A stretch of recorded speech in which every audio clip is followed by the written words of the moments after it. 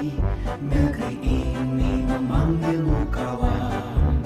Belajar bergerak berbagi untuk negeri. Guru penggerak majukan pendidikan. Guru penggerak menghamba pada murid. Kreatif rancang pembelajaran. Hargai potensi, tingkatkan prestasi. Lahirkan profil pelajar Pancasila. Belajar bergerak berbagi untuk negeri. Kita menjalin kolaborasi. Belajar bergerak berbagi untuk negeri. Demi bakti pada Ibu Pertiwi. Assalamualaikum warahmatullahi wabarakatuh. Puji dan syukur kehadirat Allah SWT yang mana telah memberikan nikmat yang luar biasa. Alhamdulillah kita bisa berkumpul di acara ini. Sholawat beserta salam semoga tercurahkan kepada junjungan Allah yang Nabi Muhammad yang saya hormati Bapak Benyamin Rindiasa SPDGR selaku guru kepala sekolah, dan yang saya hormati Bapak Ibu guru tenaga pendidikan di SLB Hakam. Sebelum ke acara, alangkah baiknya kita membaca doa terlebih dahulu supaya kita diberikan kelancaran dan kemudahan dalam acara ini. Marilah kita semua membuka kepala untuk berdoa. Berdoa dimulai.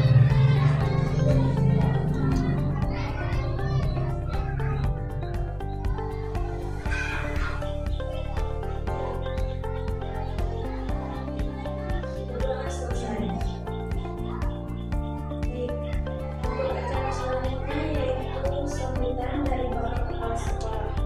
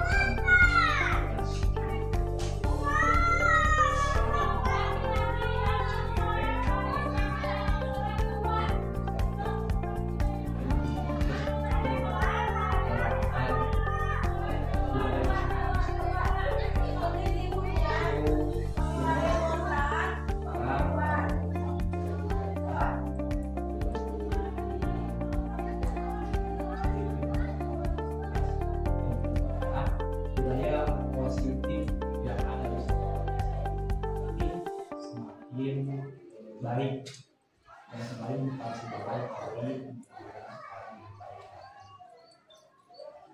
banyak sekali suatu hal yang mungkin bertanya-tanya kita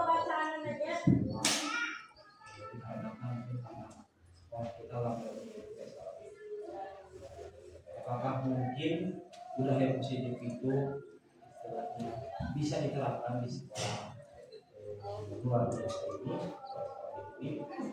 Saya jawab, saya endahkan bisa. Jadi kita yuk sama-sama kita menghilangkan stigma atau pemikiran orang awam yang bahwa mengatakan bahwa sekolah luar biasa itu sekolah yang ada yang mengatakan sekolah seperti itu sekolah normal, tapi mungkin kita sebagai tujuan di yuk kita mari kita berdoa, kita pendidikan pada masyarakat sekolah. SLB juga bisa mengikuti program yang diadakan oleh kita patut berbangga sekarang kurikulum di pendidikan kita kan itu ternyata menurut apa ya istilahnya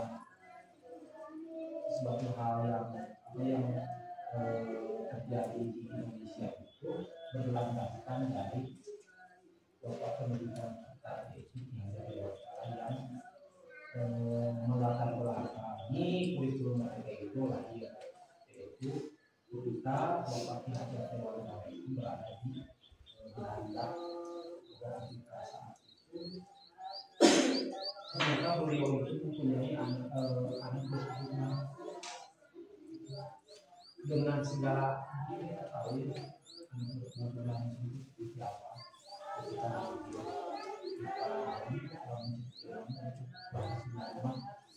kita kerja kita pesan sehingga si anak tersebut dikeluarkan mungkin yang jadi warga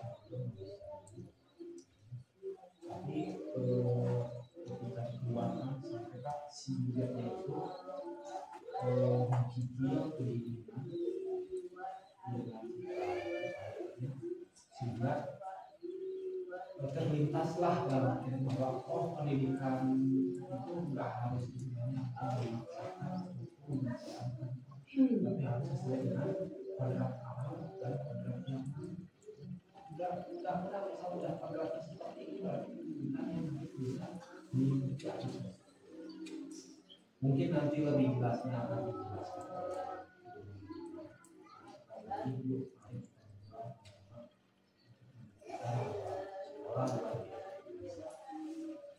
Sekali lagi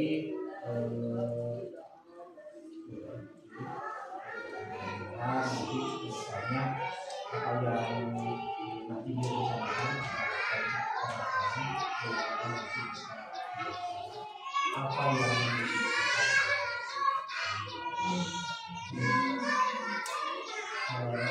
mungkin dari saya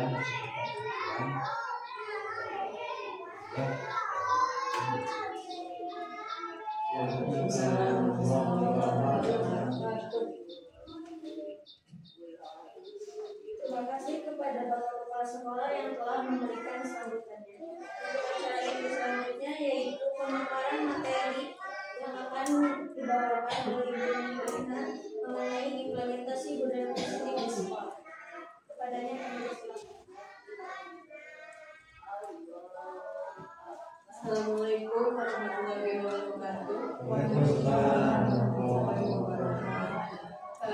Sebelum ke materi, saya mau mengucapkan terima kasih terlebih dahulu kepada Bapak Kepala Sekolah dan kepada rekan guru dan tenaga pendidikan yang ada di SLB Nurhakam ini atas waktunya untuk berkumpul di acara implementasi budaya positif di sekolah.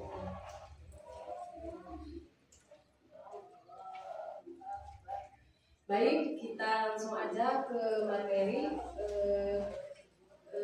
yang diawali dengan makna kata disiplin. Mungkin ketika mendengar kata disiplin, apa yang terbayang di benak Anda? Apa yang terlintas di pikiran Anda?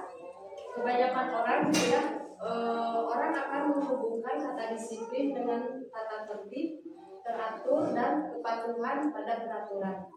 Kata disiplin juga sering dihubungkan dengan hukuman, padahal itu sungguh berbeda. Karena belajar tentang disiplin positif tidak harus dengan memberikan hukuman. Justru itu adalah salah satu alternatif terakhir, dan kalau perlu tidak digunakan sama sekali.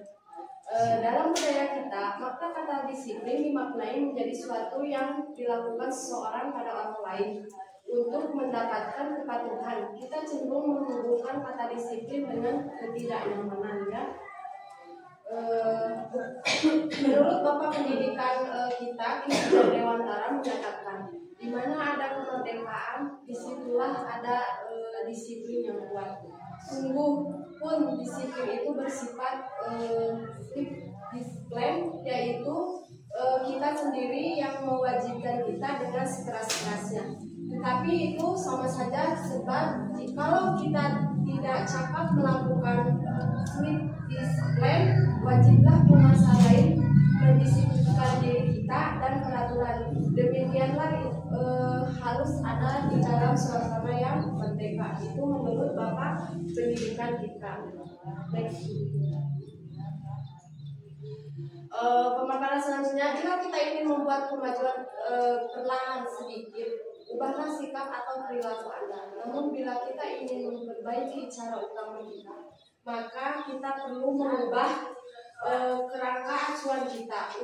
Ubahlah bagaimana Anda melihat dunia, bagaimana Anda berpikir tentang manusia. Ubahlah paradigma Anda, skema pemahaman dan penjelasan aspek-aspek yang tertentu tentang realitas. Di sini memahami teori kontrol dari William Glasser. Yang pertama ada ilusi guru mengontrol murid, di mana pada dasarnya kita dapat memaksa untuk berbuat sesuatu. Jikalau murid tersebut memilih untuk tidak melakukannya, gitu ya, walaupun tampaknya guru sedang mengontrol perilaku murid. Hal demikian terjadi karena murid sedang mengizinkan dirinya dikontrol. Saat itu, bentuk kontrol guru menjadi kebutuhan dasar yang dipilih oleh murid tersebut. Teori kontrol menyatakan bahwa semua perilaku memiliki tujuan, bahkan terhadap perilaku yang tidak disukai. Yang kedua, ilusi bahwa semua penguatan positif, efektif, dan bermanfaat, di mana penguatan positif atau bujukan adalah bentuk-bentuk kontrol segala usaha untuk mempengaruhi murid agar mengulangi suatu perilaku. Tentunya adalah suatu usaha untuk mengontrol murid tersebut dalam jangka waktu tertentu. Kemungkinan murid tersebut akan menyadari dan mencoba untuk menolak bujukan kita, atau bisa jadi murid tersebut menjadi tergantung pada pada pendapat sang guru berusaha. Yang ketiga, ilusi bahwa kritik dan membuat orang merasa bersalah dapat menguatkan karakter. Di sini menggunakan kritik dan rasa bersalah untuk mengontrol murid menuju pada identitas gagal, gitu ya. Mereka belajar untuk merasa buruk tentang diri mereka. Mereka mengembangkan dialog diri yang negatif. Kadang kalau sulit bagi guru untuk mengidentifikasi bahwa mereka sedang melakukan perilaku ini, karena sering kali guru cukup menggunakan suara halus untuk menyampaikan pesan positif. Keempat, ilusi bahwa orang dewasa memiliki hak untuk memaksa, di mana banyak orang dewasa yang percaya bahwa mereka memiliki tanggung jawab untuk membuat murid-murid tersebut. Hal-hal tertentu apapun yang dilakukan dapat diterima selama ada sebuah kemajuan berdasarkan sebuah pengukuran kinerja. Pada saat itu pula orang dewasa akan menyadari bahwa perilaku memaksa tidak akan efektif untuk jangka waktu panjang, dan sebuah hubungan permusuhan akan terbentuk. Nah, di sini ada kerangka acuan menuju perubahan paradigma, di mana ada berapa ya? 1, 2, 3, 4,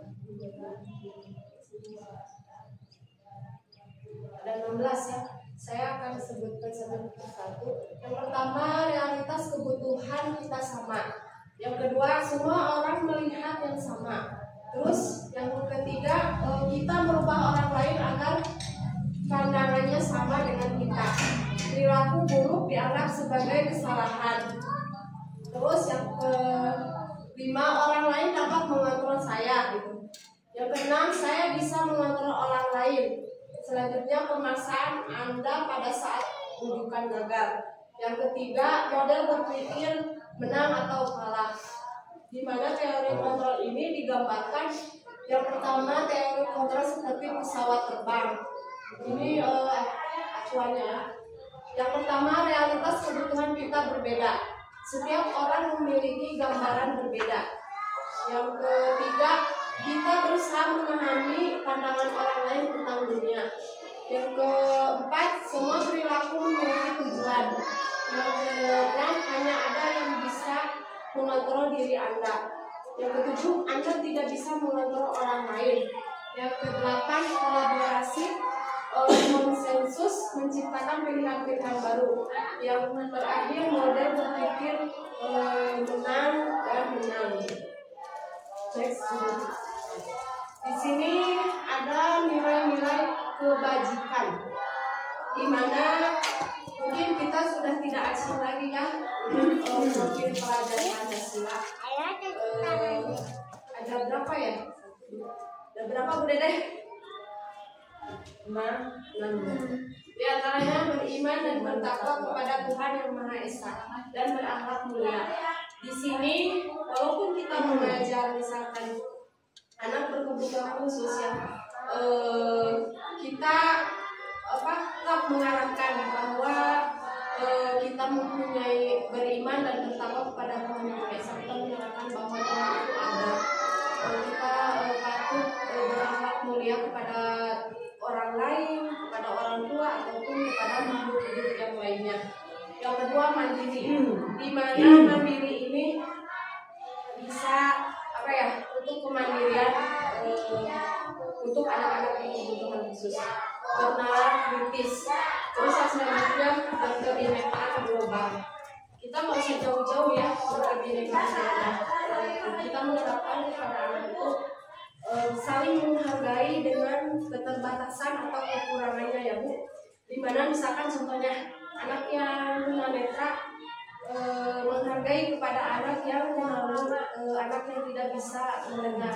Misalkan lagi anak yang tunadaksa menghargai ke anak yang tunagrahita yang mempunyai hambatan dalam intelektual. Jadi nggak usah jauh-jauh lah sekitar lingkungan yang ada di sekolah ini dulu. Terus yang selanjutnya bergotong royong. Yang sering kita lakukan adalah bergotong royong, di mana kita membersihkan lingkungan sekolah secara bersama-sama gitu ya. Ataupun misalkan kita bergabung dengan masyarakat lain, contohnya membersihkan parit gitu ya. Terus yang keempat, kreatif. Dimana setelah keluar dari sekolah ini, anak mempunyai kreatif untuk bekal kehidupannya. Nanti uminya kesini. Next, Bu Dewi. Uminya lagi ambil Nah, yang selanjutnya nilai-nilai kebajikan yaitu sifat murid. Di sini ada toleransi, rasa hormat, integritas, mandiri, menghargai apa yang tadi saya utarakan, antusias, empati, keingintahuan, kreativitas, kerjasama, percaya diri, dan komitmen. Nah, di sini nilai-nilai kebajikan 9 pilar karakter Indonesia. Nah, yang pertama, cinta Tuhan sebenar ciptaannya. Jadi kita menerapkan kepada murid bahwa Tuhan itu ada dan sebenar ciptaannya. Jadi anak itu mengerti. Gitu. Yang kedua, kemandirian dan tanggung jawab. Mungkin Bapak Ibu juga pernah melakukan di kelas ya. Terus kejujuran atau amanah, hormat dan saling. Dermawan, suka menolong, dan gotong royong. Di mana dermawan ini jadi anak yang bisa berbagi, terus percaya diri, kreatif, dan bekerja keras. Terus yang selanjutnya kepemimpinan dan keadilan. Terus yang selanjutnya baik dan rendah hati gitu ya, kita sombong. Terus yang selanjutnya toleransi, kedamaian dan kesatuan. Selanjutnya nilai-nilai kebajikan, petunjuk seumur hidup dan keterampilan hidup gitu ya. Di mana petunjuk hidup ini ada rasa peduli, kenalan, bekerja sama, keberanian, keingintahuan, usaha. Terus yang selanjutnya keluasan, fleksibilitas gitu. Terus yang selanjutnya berorganisasi, kesabaran, keteguhan hati, kehormatan, memiliki rasa humor gitu ya, berinisiatif, integritas, pemecahan masalah, terus sumber pengetahuan, tanggung jawab, persahabatan. Nah, untuk keterampilannya, keterampilan hidupnya yang pertama dapat dipercaya, lurus hati, pendengar yang aktif, tidak merendahkan orang lain, dan yang terakhir memberikan yang terbaik dari dirinya. Nah, ini nilai-nilai kebajikan yang terakhir.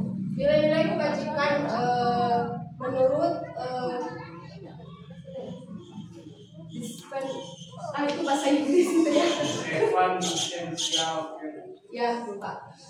Di antaranya satu empati, yang kedua suara hati, yang ketiga kontrol diri, yang keempat rasa hormat, yang kelima kebaikan, yang keenam toleransi, yang terakhir keadilan.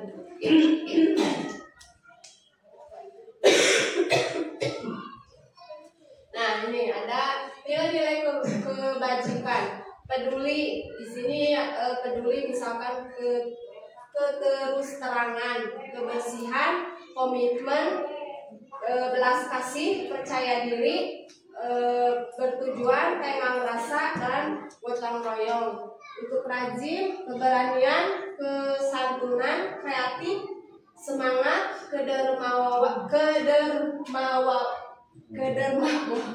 dan selanjutnya kejujuran, dermawan, harga diri, rendah hati.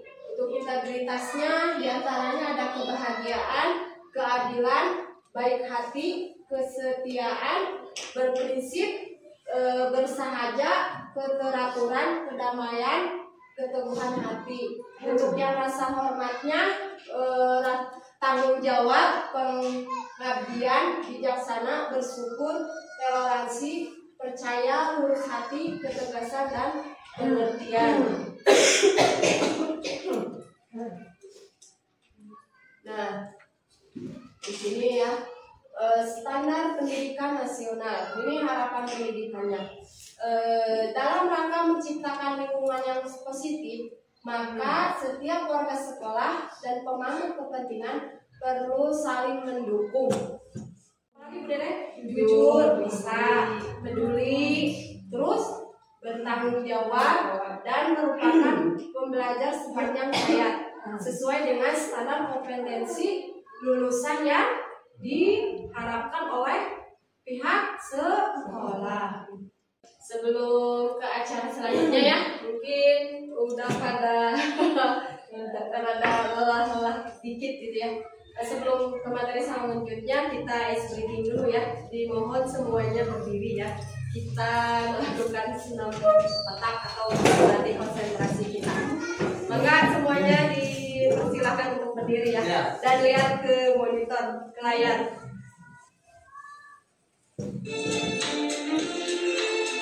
Yuk.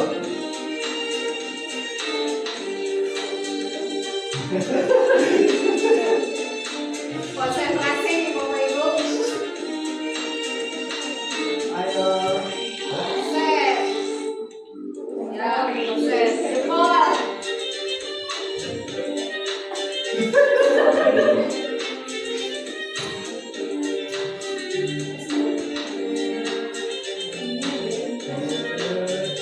Yo, Bapak Ibu. Konsen.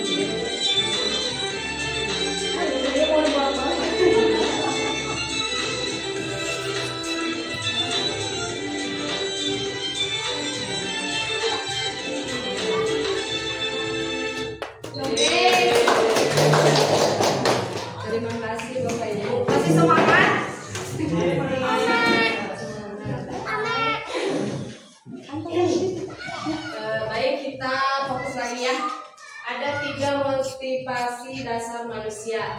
Di antaranya, 1. Untuk menghindari ketidaknyamanan atau hukuman. Yang kedua, mendapatkan imbalan atau penghargaan dari orang lain.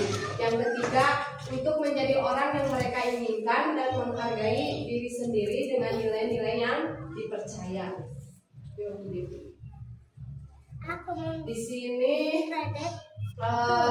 ada identitas gagal, terus ada identitas sukses. Di mana ada identitas gagal, ada hukuman. Murid akan belajar menyembunyikan kesalahan, ya. Terus yang konsekuensinya murid anak belajar taat peraturan. Restitusinya murid atau anak belajar memecahkan masalah. Terus yang selanjutnya mencoba mengontrol anak dengan pengaturan negatif, membayar infas atau kesalahan. Di mana konsekuensinya mencoba mengontrol anak dengan pengaturan penguatan positif. Restitusinya anak paham bahwa dirinya sendiri yang pegang kendali kontrol. Yang selanjutnya kehilangan hak waktu jeda, ya, di mana kehilangan hak waktu jeda seorang diri atau penahanan. Restitusinya murid atau anak tidak kehilangan waktu namun bersemangat untuk memperbaiki diri. Yang selanjutnya tiba-tiba tidak diharapkan atau sangat melukai. Konsekuensinya sudah diketahui masuk akal. Ketika menjadi tidak menyadari tindakan yang baik yang kita lakukan, gitu ya. Nah, yang selanjutnya penghargaan merusak hubungan, di mana ketika seorang diberi penghargaan atau dipuji, ya, di depan orang banyak, maka yang lain akan merasa iri dan sebagian dari mereka akan tidak menyukai orang yang memberikan penghargaan tersebut. Jika seorang guru sering memberikan penghargaan kepada murid-muridnya, besar kemungkinan murid-murid termotivasi hanya untuk menyenangkan gurunya. Mereka tidak akan bersikap jujur kepada guru tersebut, ya. Dan selanjutnya penghargaan menciptakan persaingan di dalam kelas, di mana persaingan menciptakan kecemasan. Terus yang selanjutnya mereka yang percaya bahwa mereka tidak memiliki kesempatan untuk mendapatkan penghargaan akan berhenti mencoba.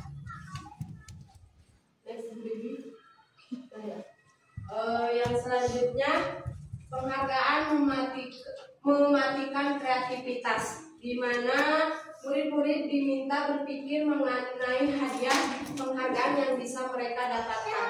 Bila dia berhasil menulis menulis sebuah puisi atau kreativitas kelompok, murid-murid itu menjadi berkurang dibandingkan dengan yang tidak diberitahukan tentang hadiah yang bisa mereka terima. Selanjutnya penelitian menunjukkan bahwa pekerjaan seni atau sebuah penulisan cerita menjadi kurang kreatif bila dijanjikan sebuah hadiah atau penghargaan. Selanjutnya dalam tugas-tugas memecahkan masalah, para murid makan waktu lebih lama dalam memberikan jalan keluar kurang kreatif saat mereka dijadikan suatu penghargaan.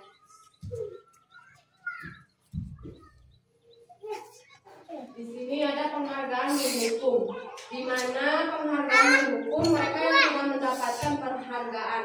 Misalnya dalam sistem ranking, mereka yang mendapatkan ranking kedua akan merasa paling dihukum. Terus yang selanjutnya memberikan penghargaan dan hukuman adalah yang sama, karena keduanya mencoba mengendalikan perilaku seseorang.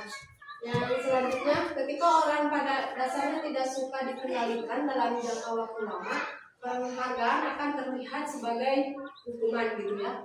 Yang terakhir, jika suatu penghargaan diharapkan namun Anda tidak mendapatkan, Anda akan merasa dihukum.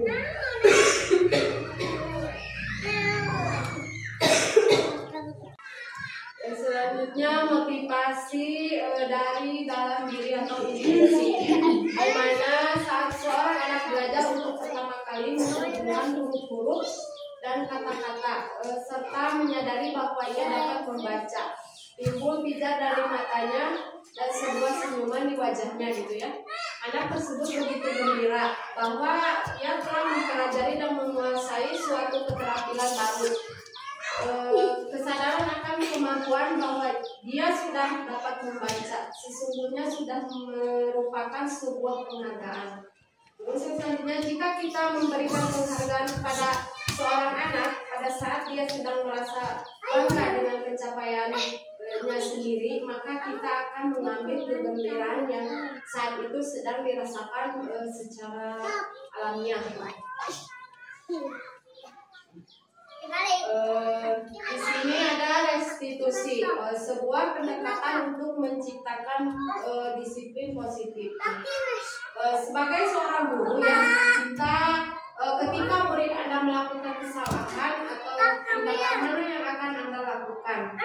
Di antaranya mungkin bisa ada berapa ya? 5 ya. Yang pertama, menunjukkan kesalahannya dan memintanya untuk melihat kesalahannya baik-baik. Yang kedua, mengatakan kamu seharusnya tahu bagaimana kamu seharusnya bertindak. Yang selanjutnya, mengingatkan murid Anda akan kesalahannya yang sama di waktu sebelumnya. Yang selanjutnya, bertanya padanya, kenapa kamu melakukan sesuatu yang seharusnya tidak kamu lakukan. Yang terakhir, mengkritik dan membiarkannya ya. Nah, di sini ada restitusi secara sebuah cara menanamkan disiplin positif pada murid. Mungkin di sini ada yang tahu restitusi itu ada apa gitu ya? Oh, kayak Nah ini ya, restitusi adalah proses menciptakan kondisi bagi murid untuk memperbaiki kesalahan mereka sehingga mereka bisa kembali pada kelompok mereka dengan karakter yang lebih kuat ya. Di sini ada restitusi bukan untuk menembus kesalahan namun untuk belajar dari kesalahan. Di sini ada 9 rangkaian ya. Yang digambarkan pertama, restitusi memperbaiki hubungan. Yang kedua, restitusi adalah tawaran bukan paksaan. Yang ketiga, restitusi menuntut untuk melihat ke dalam diri. Yang selanjutnya, restitusi mencari kebutuhan dasar yang mendasari tindakan. Terus yang selanjutnya, restitusi diri adalah cara yang paling baik. Terus yang berikutnya, restitusi fokus pada karakter bukan tindakan. Yang kedelapan, restitusi menguatkan dan fokus pada solusi. Yang terakhir, restitusi mengembalikan murid berbuat salah pada kelompoknya. Nah, terus di sini mengapa harus ada keyakinan kelas? Nah, di sini keyakinan kelas lebih abstrak daripada peraturan yang lebih rinci dan konkret. Keyakinan kelas berupa pernyataan universal ya. Pernyataan keyakinan kelas senantiasa dibuat dalam bentuk positif, di mana keyakinan kelas hendaknya tidak terlalu banyak ya, sehingga mudah diingat ya, apalagi untuk anak-anak kita yang berkebutuhan khusus gitu, dan mudah dipahami semua warga kelas gitu ya. Terus yang selanjutnya, semua warga kelas hendaknya berkontribusi dalam pembuatan keyakinan kelas lewat kegiatan curah pendapat. Terus yang terakhir, bersedia meninjau kembali keyakinan kelas dari waktu ke waktu. Misalnya contoh yang mudah diingat, keyakinan kelas yang sudah dibuat seperti di kelas Bu Dedeh apa gitu. Kan yang mudah diingat, misalkan contohnya kalau untuk anak berkebutuhan yang mudah diingat, jangan membuang sampah sembarangan. Jadi kita mengarahkan kepada anak itu apa ya, tidak terbebani tapi Sudah menjadi kebiasaan. jadi sudah biasa ya. seperti itu. Terus yang contoh kedua ini seperti apa lagi? Apa yang tahu? Misalkan kalau belajar tidak boleh berisik, tidak boleh bawa makanan. Itu contohnya gitu ya. Yang simpel-simpel aja sih, tapi mudah diingat dan mudah dilakukan oleh. Mungkin kalau untuk ini itu kalau untuk yang anak kecil karena kan kalau yang masih kecil itu belum bisa menurut bahan yang kita maksud ya, yang juga belum tentu belum ada yang belum bisa menurut. Jadi anak-anak juga bisa membuat keyakinan pasti bisa berupa foto ataupun bisa gambar. Nah misalnya ini gambar tidak boleh membuang sampah di kelas, sampah di lapangan. Jadi si anak lebih paham sebetulnya mas.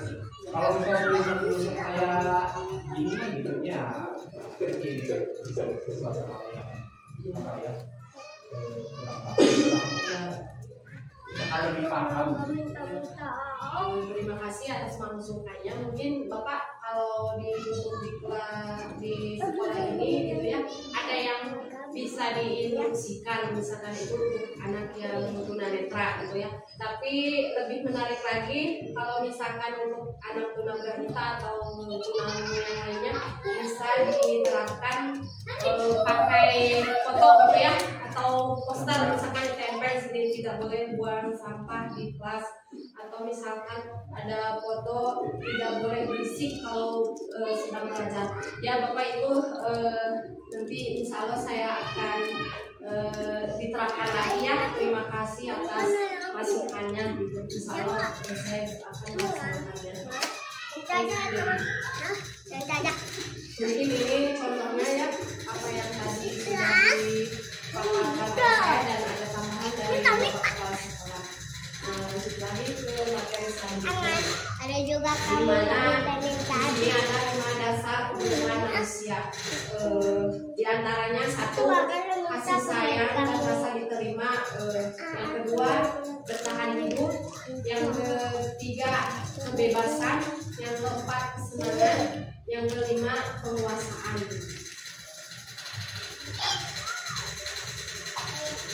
Nah, di sini dunia berkualitas adalah tempat khusus dalam pikiran Anda. Tempat Anda memberikan gambaran presentasi dari semua yang Anda inginkan. Bisa berisi orang-orang hal-hal apa saja yang terbaik dalam hidup Anda dan membuat Anda merasa bahagia terpenuhi kebutuhan dasarnya. Menurut Dr. William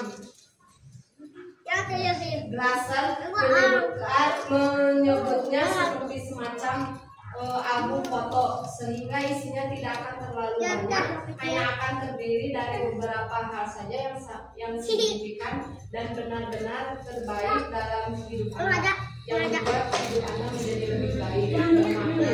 Kebutuhan dasar bersifat lebih umum dan universal, sedangkan dunia berkualitas lebih unik dan personal.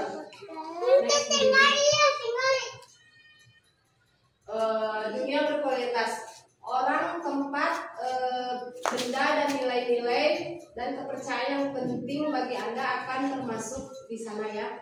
Untuk masuk ke dunia berkualitas syaratnya adalah sesuatu itu harus terasa sangat baik gitu ya. Bagi Anda memenuhi setidaknya suatu lebih kebutuhan dasar Anda. Dalam menentukan segala sesuatu yang masuk dalam dunia berkualitas, tidak perlu kita terlalu mempertimbangkan standar masyarakat tentang apa saja yang penting dan yang tidak penting gitu ya. Gambaran dunia berkualitas adalah unik dan spesifik untuk setiap orang. Jika Anda bisa hidup di dunia berkualitas, Anda hidup akan sempurna buat Anda. Tapi sayangnya Anda tidak bisa tinggal di sana. Kita lanjut ke materi selanjutnya ya. Ada 5 posisi kosong. Mungkin di sini kelihatan ada berapa? 5. Tuh pertama naon? Sok Pak Heri atau Bu Dede? Satu, Terus sebagai penghukum. ya betul. Kedua, membuat Sama. Ketiga, teman. Keempat, memantau. Kelima, manajer. Berarti ada 5 posisi kontrol ini yang saling berkaitan ya. Di mana satu penghukum. Nah, penghukum. Di sini posisi kontrol penghukum. Dengan apa ya, nada suara tinggi, bahasa tubuh gitu ya, sering mungkin yang ada yang sudah sering melakukannya gitu ya, mata melotot gitu ya, mata melotot, jari menunjuk, terus yang dan sebagainya gitu ya, dimana dari posisi kontrol ini yang hasilnya kemungkinan murid marah dan mendendam atau bersifat agresif. Bisa jadi sebuah kembali murid tersebut akan mencoret-coret bukunya atau meja tulisnya.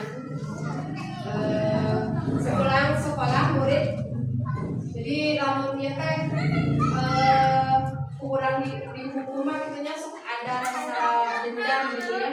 Di sini ada yang sudah mengalami seperti di bapak kelas sendiri yang pulangnya tak tahunya motornya dikempes gitu gara-gara menunggu murid bisa ada yang salah gitu ya, tapi dia tidak menerimanya gitu ya. Siap kurang di bocoran mana itu ada ya kejadian seperti itu. Terus yang kedua, membuat rasa bersalah gitu ya, dimana contohnya ya seperti nada suaranya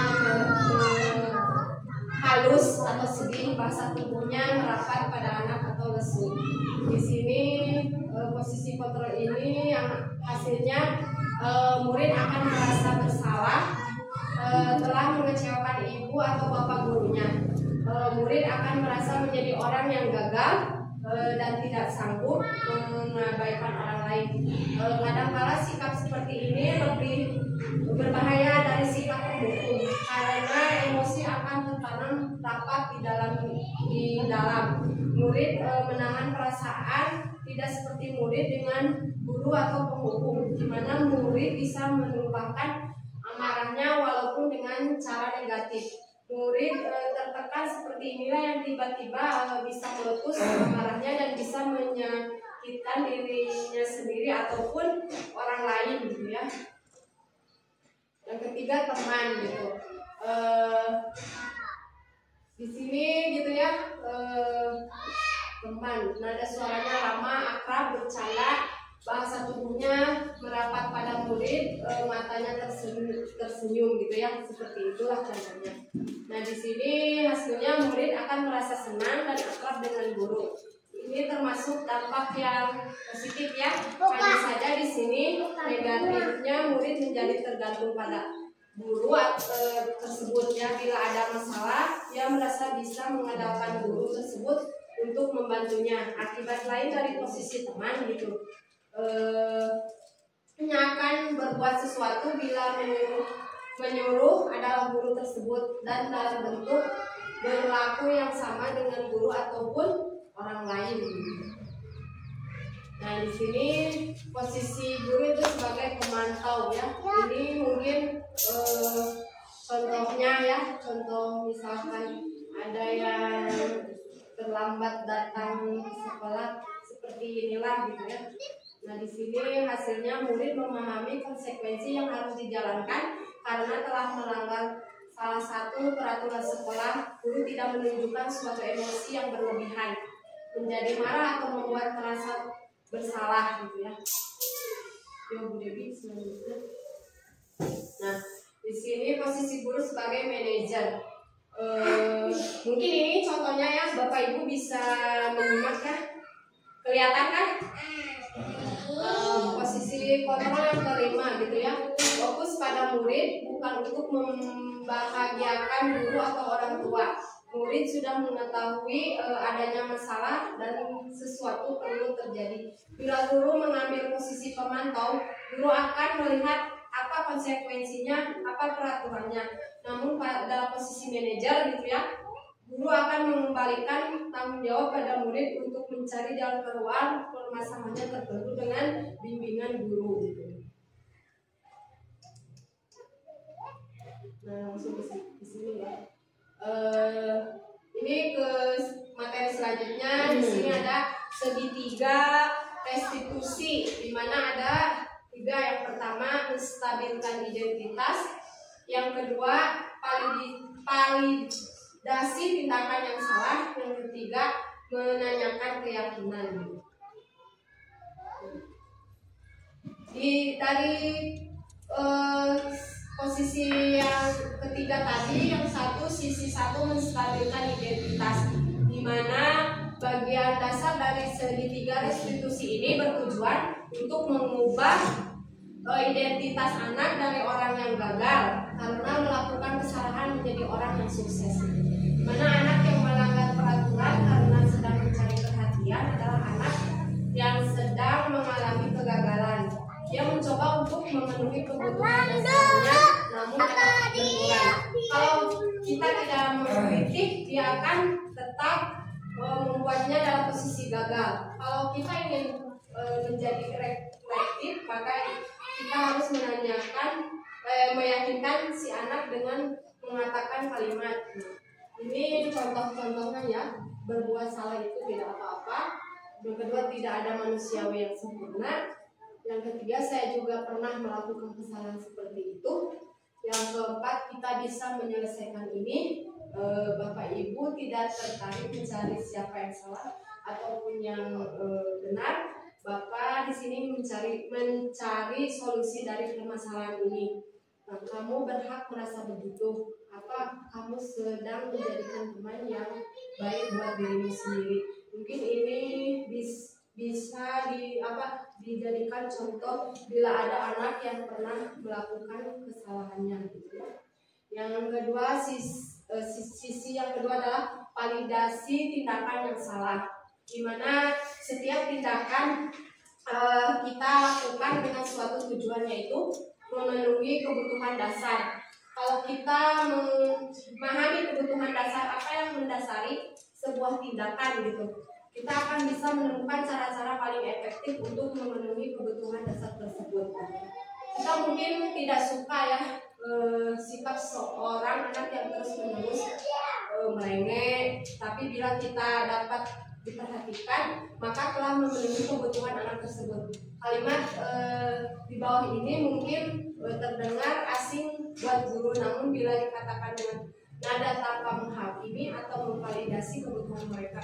Inilah keempat contoh, misalkan untuk menanyakan kepada anak pertanyaan-pertanyaan ini boleh bisa digunakan. Biasanya guru menyuruh anak itu untuk menghentikan sikap yang tidak baik, tetapi teori kontrol menyatakan bahwa resep itu tidak manjur ya.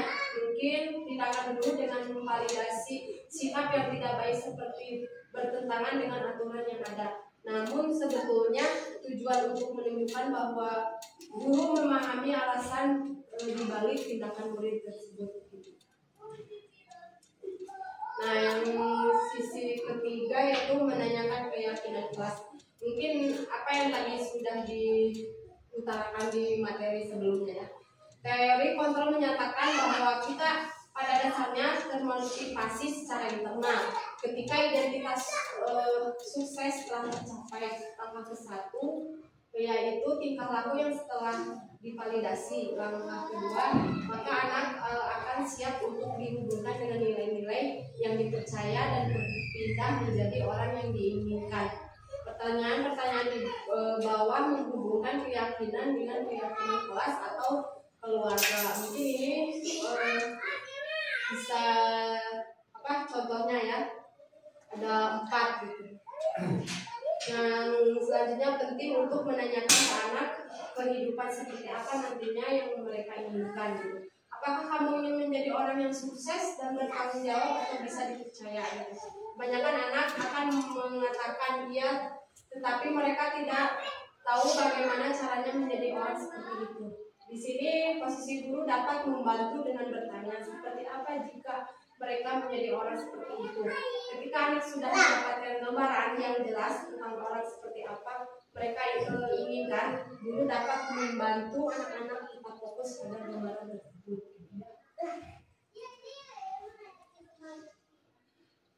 Mungkin pemaparan materi dari saya cukup.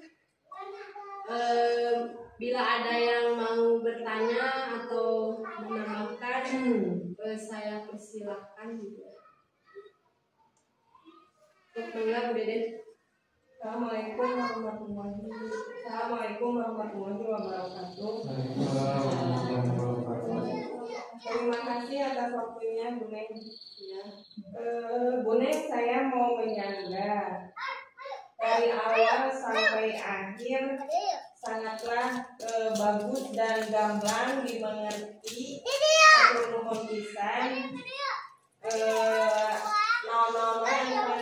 yo bahasa Sunda anu tos dipaparkeun ku Bu Neng panten insyaallah saya akan menerapkan budaya positif ya Bu Neng, budaya positif di sekolah saya, terutama pada anak-anak saya yang ya begitulah begitu. Terima kasih Bu Neng. Assalamualaikum warahmatullahi wabarakatuh. Waalaikumsalam warahmatullahi wabarakatuh.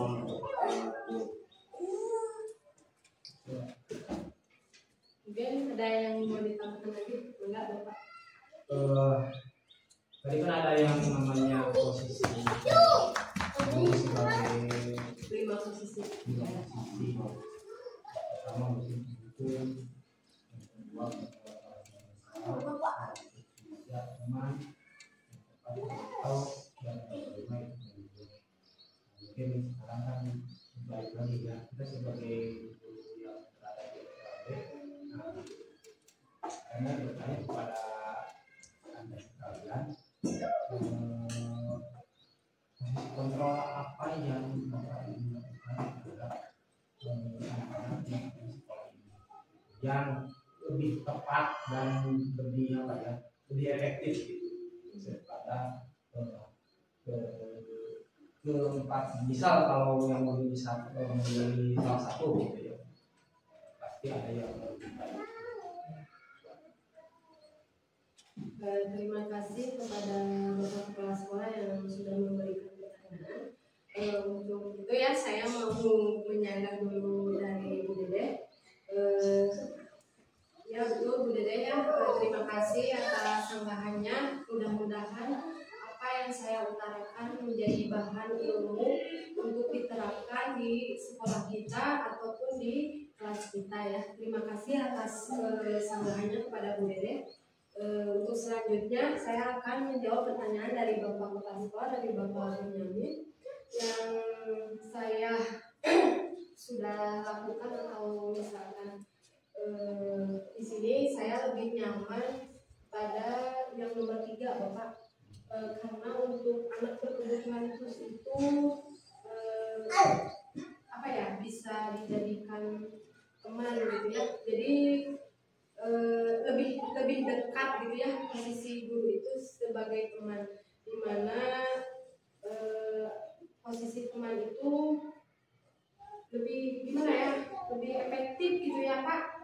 Jadi lebih dekat dengan kepada murid-murid, tapi di sini ada negatifnya dan ada sisi nilai negatifnya dan ada sisi nilai positifnya, dimana mungkin yang saya sudah alami itu kalau misalkan kita dijadikan teman gitu ya, karena itu lebih nyaman. Tapi sisi negatifnya dimana contohnya ya, seperti saya misalkan ada halangan atau sakit tidak datang ke sekolah, nah si anak itu misalkan ketergantungan kepada saya gitu. Contohnya dia tidak mau belajar dengan yang lain, misalkan saya menitipkan kepada Bu Dede, saya nitip Gita gitu ya. Nah di situ itu sisi negatifnya si anak itu nggak mau gitu ya belajar sama guru lain, maunya sama saya terus gitu. Ada sisi negatifnya dan ada sisi positifnya juga. Tetapi secara perlahan insya Allah supaya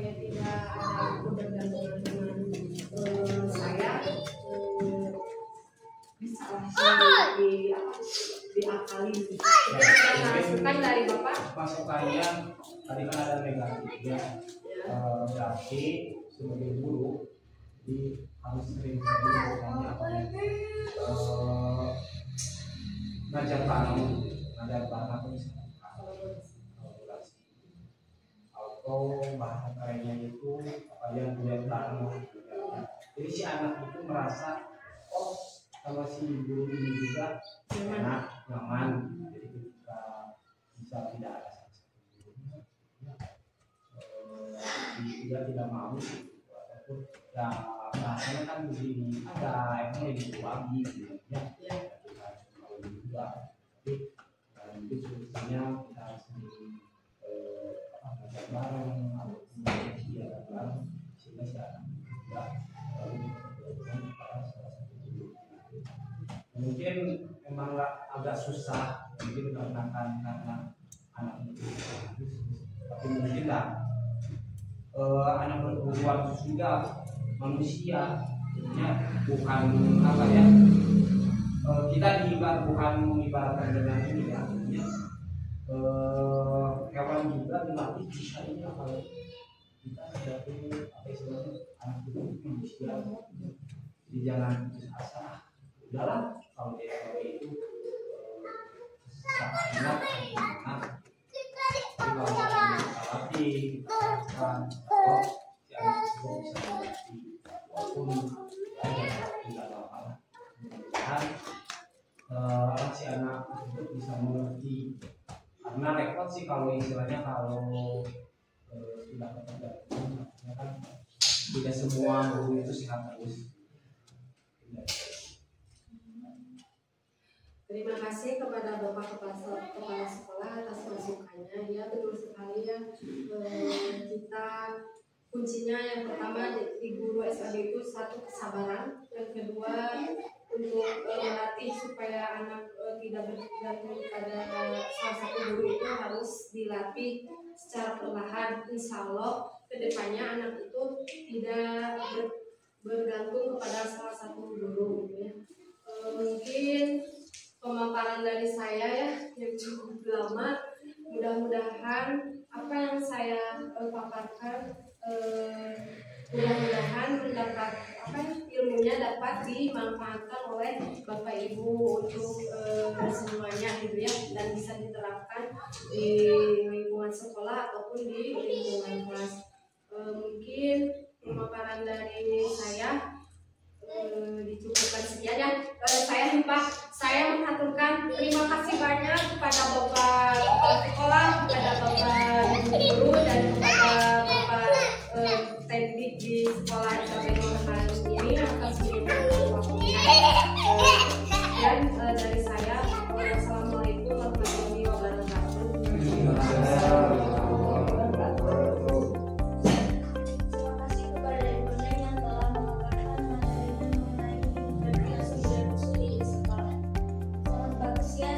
Semoga ibu bisa menerapkan di sekolah ini. Acara dari awal sampai